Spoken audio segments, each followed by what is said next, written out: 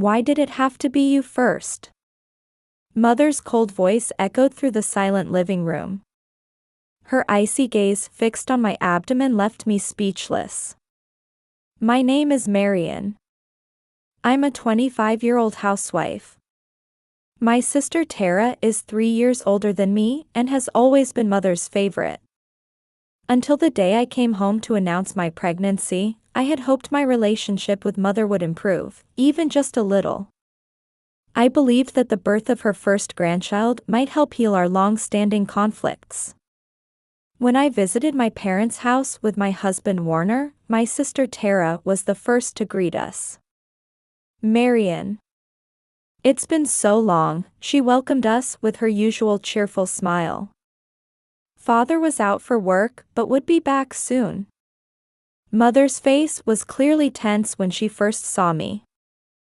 However, as soon as she noticed Warner, she put on a fake smile. Oh my, I don't have anything prepared for your visit. Just wait a moment, she said, heading to the kitchen to bring out homemade cookies. They were all sugar-laden sweets. Mother knows I don't care for sweet things.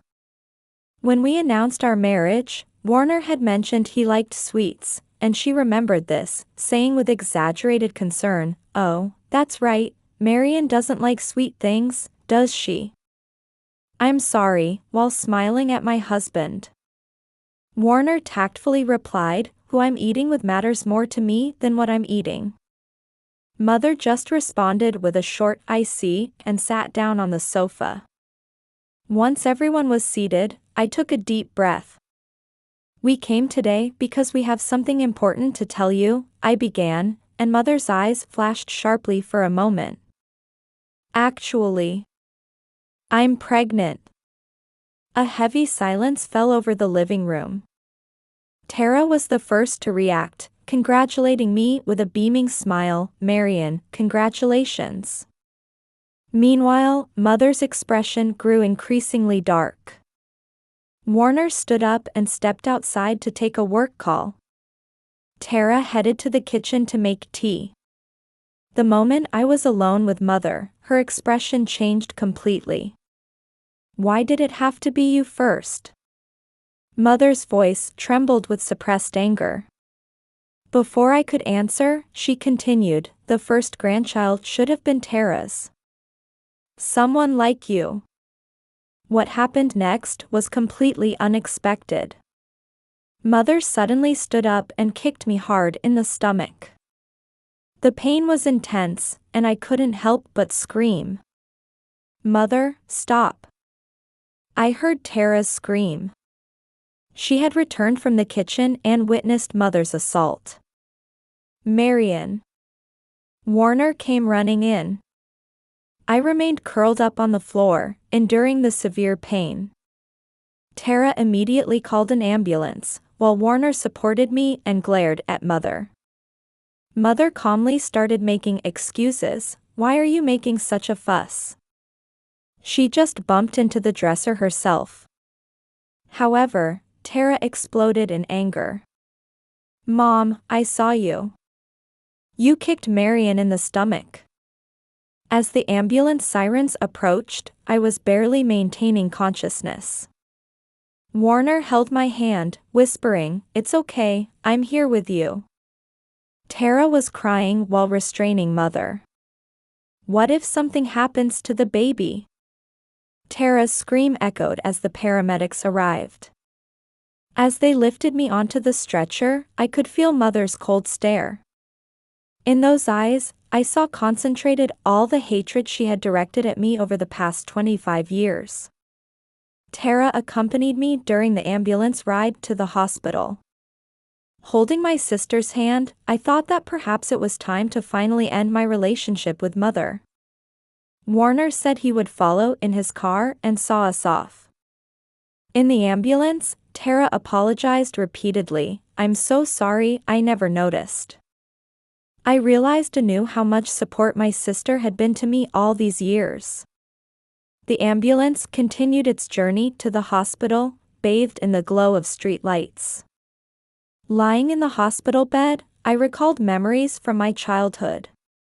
When did mother start treating Tara and me so differently? I can't remember exactly when it began, but it seems like it was before I was old enough to understand. Mother was the local beauty queen and still maintains her beautiful appearance today. Tara looks just like her, and whenever neighbors would say, "You're Patricia's daughter, aren't you?" Mother would beam with pride. But I, who took after father, was always mother's disappointing daughter. I still vividly remember one Christmas morning when I was 8 and Tara was 11. Beautifully wrapped presents were arranged under the tree. When Tara opened her box, inside was a trendy brand name dress. Mother smiled and said, "It's perfect for Tara. She is my daughter, after all." Then it was my turn. When I opened my box, inside were simple jeans and a t-shirt, probably bought on sale at Walmart. "These suit you better, Marion." At Mother's words, my young self could say nothing. It wasn't just clothes. Even food portions were different.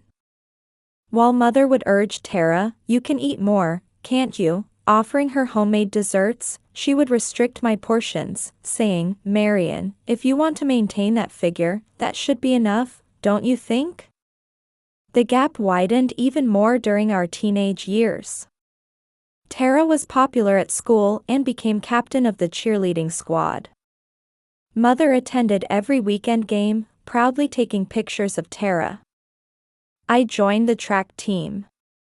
Though my times were good, Mother never came to watch. "I'm busy" was always her excuse. Father would come sometimes and pat my head, saying, "You did well." But father was busy with work and didn't seem to notice the complex family dynamics. In high school, I gradually began to realize that my situation wasn't normal. The turning point was a conversation with my best friend Serena. "Marion, your mother is just too cruel," she said one day. I looked at her in surprise. "What do you mean?" "Well, she buys designer clothes for Tara, but for you." Serena's voice trailed off.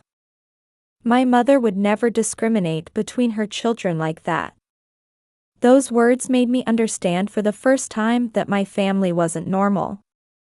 At the same time, I knew Tara wasn't aware of my situation. My sister genuinely believed I preferred simple clothes. "Marion, you have such a good figure, you look good in anything," Tara would tell me. Sometimes she would offer to lend me her clothes, but they rarely fit, so I couldn't wear them.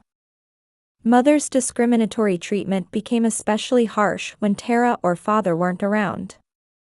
When we were alone, she would attack me mercilessly. "To think I had to give birth to a child like you. Tara would have been enough. Why can't you be more like her?" Every time she threw such words at me, I felt like my very existence was being denied.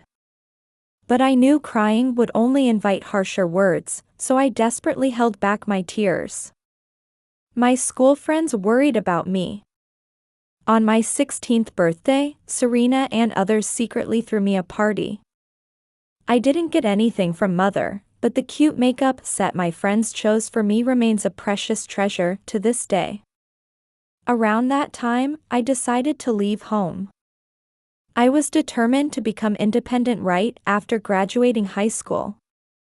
Mother told me, "With just a high school diploma, you'll never amount to anything," but that only strengthened my resolve. Tara went to college, and Mother dipped into their savings for her tuition. "It's worth it for Tara," Mother said proudly. Meanwhile, there had never been any college funds set aside for me. But strangely enough, this unfair situation made me stronger. I maintained excellent grades in high school and worked part-time at a local diner after school. I gradually built up my savings while making plans for the future. Lying in the hospital bed, these memories flashed through my mind like a movie reel. The steady beeping of the monitor echoes in the quiet room. I'm relieved that the doctor told me my little one is safe. I'm no longer that helpless girl from back then. I swear I will never treat my child the way mother treated me. The evening sky outside the window was turning red. On the second morning in the hospital, Warner came early to visit. When I asked, "Is work okay?" he smiled and said, "You're more important." I met Warner 3 years after graduating high school. I remember those days well. Right after high school graduation, I left home.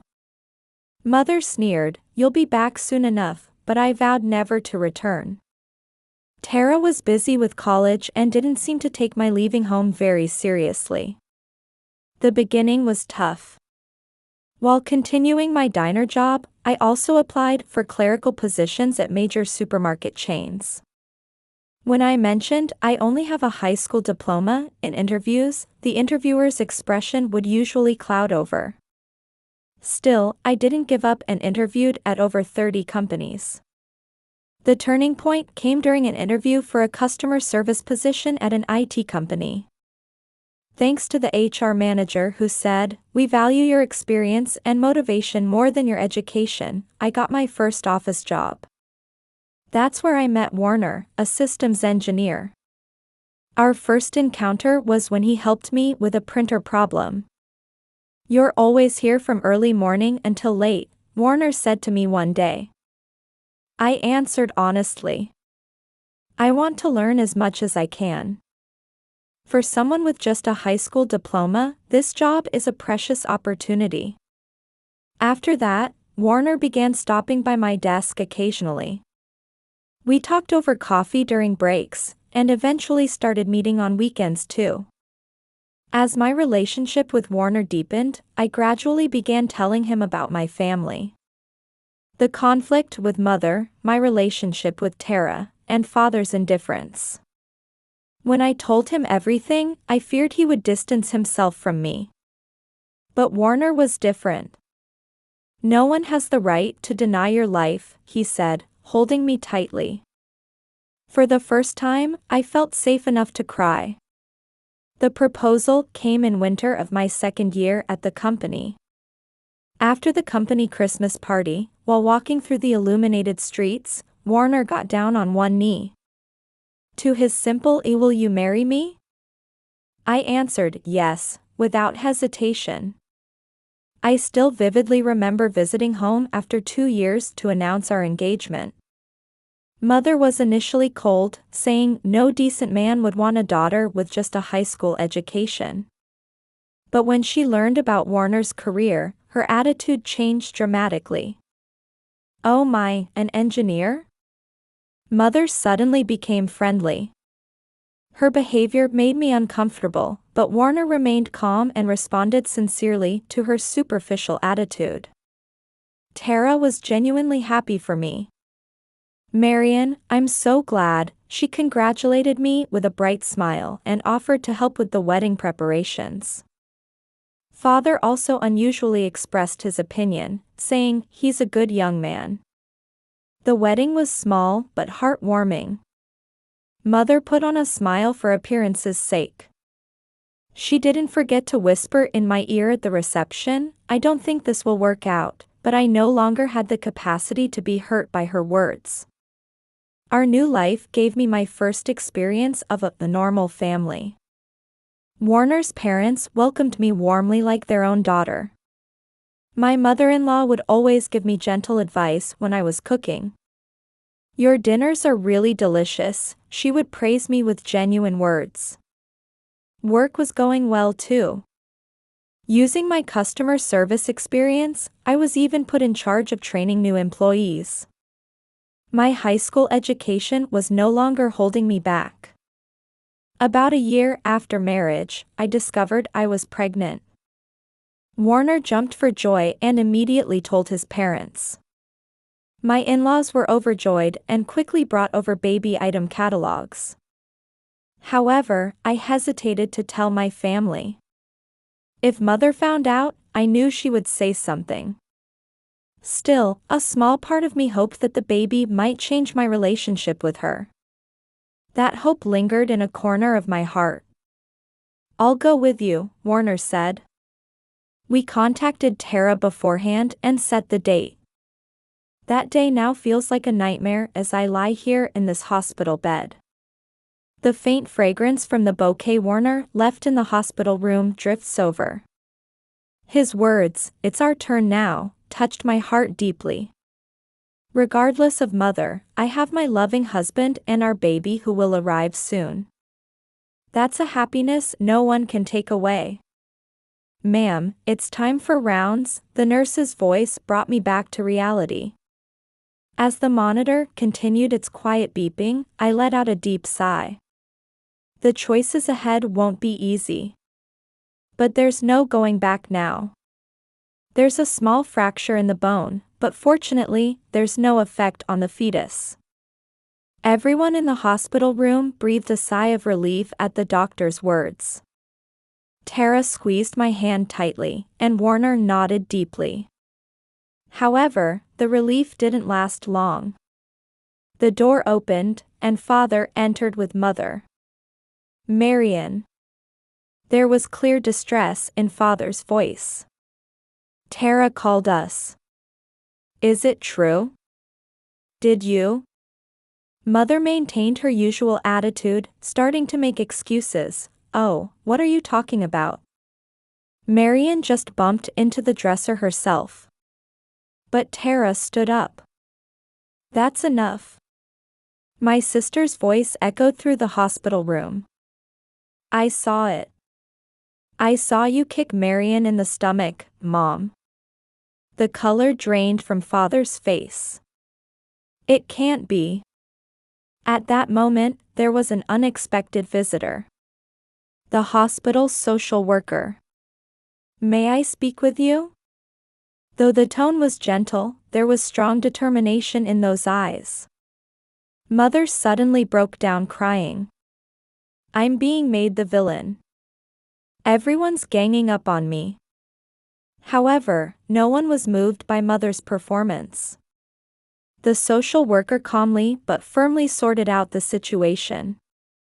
"This is clearly a case of violence.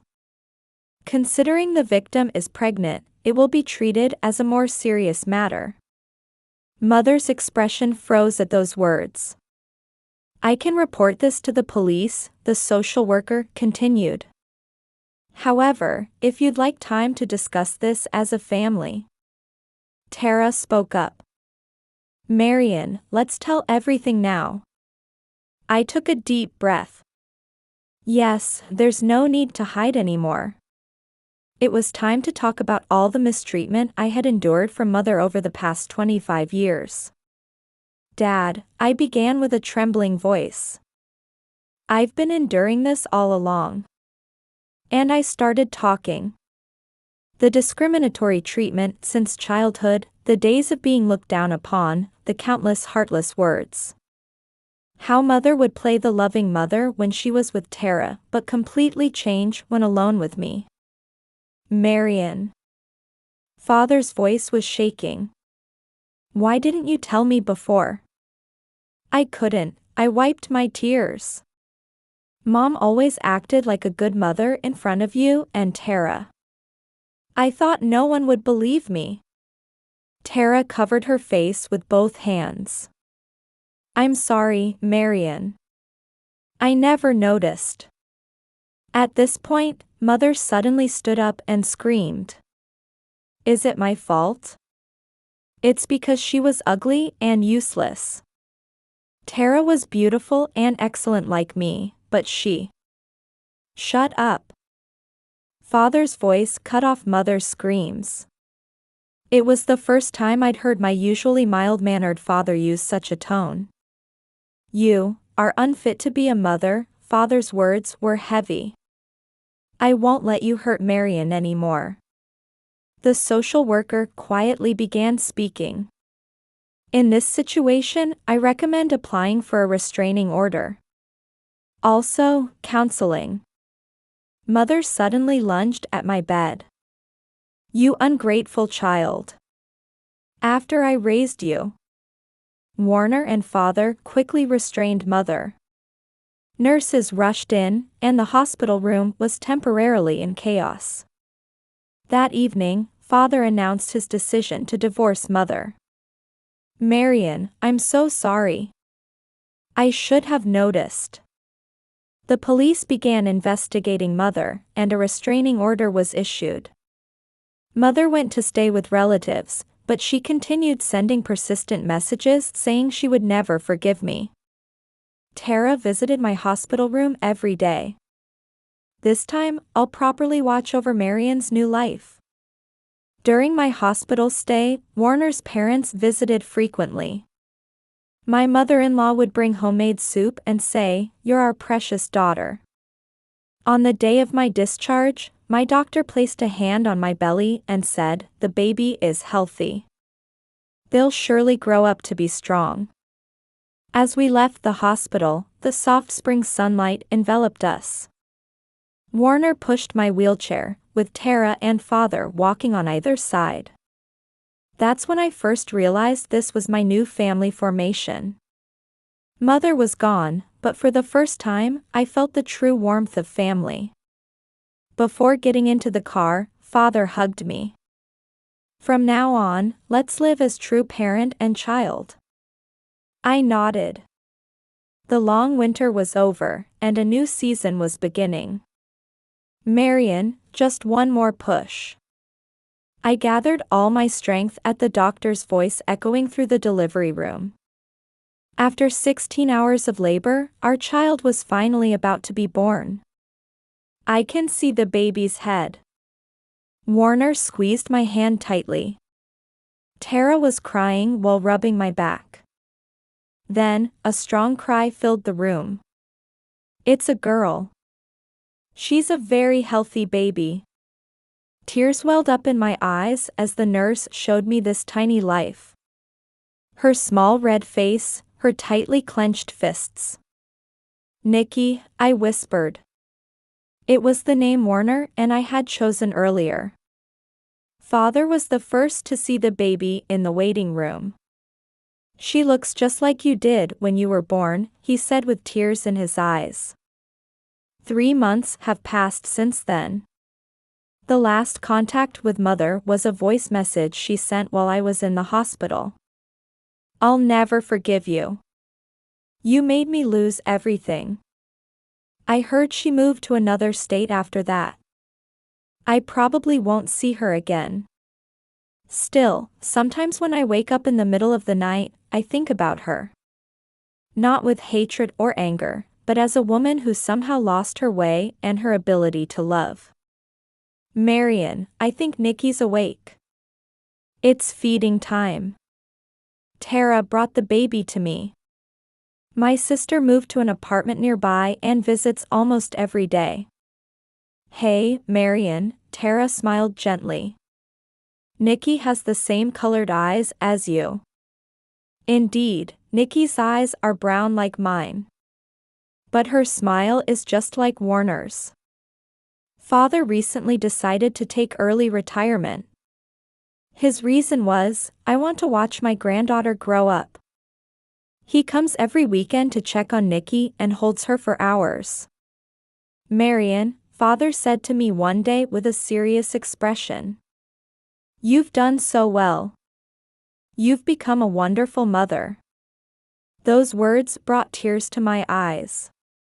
Words of approval I had longed for all these years. They had a warmth that seemed to heal all the past wounds. Warner's parents treat Nikki just like their own grandchild. My mother-in-law made hand-knitted baby clothes. "You and Nikki are our precious family." Parenting isn't easy. There are nights when we can't sleep because of crying, days when we worry about her health. But someone is always there to help during those times. "If you ever need anything, just let me know," Tara often says. There's no more pretense in my sister's words. I've started attending a support group too. I meet other mothers with complicated family relationships, and we share our experiences. We listen to each other's stories and encourage one another. There, I learned that I'm not alone. With everyone's support, I've become stronger. I was able to share my experience for the first time at a recent meeting. On the day Nikki turned 6 months old, we had a small celebration. Father, Tara, Warner's parents, and close friends were there. The room was filled with smiles and warm atmosphere. "Hey," Warner whispered to me. "Are you happy?" The setting sun through the window gently illuminated Nikki's sleeping face. Tara and Father were chatting happily, while my in-laws were taking pictures. "Yes," I smiled. "Very.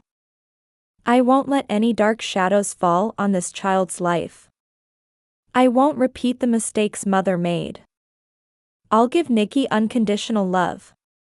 As I made this vow, Nikki reached out her tiny hand toward me. The gesture seemed to say, "It's okay. A new morning is about to begin. Maybe this is where our real story starts." Outside the window, the spring breeze was gently swaying the trees.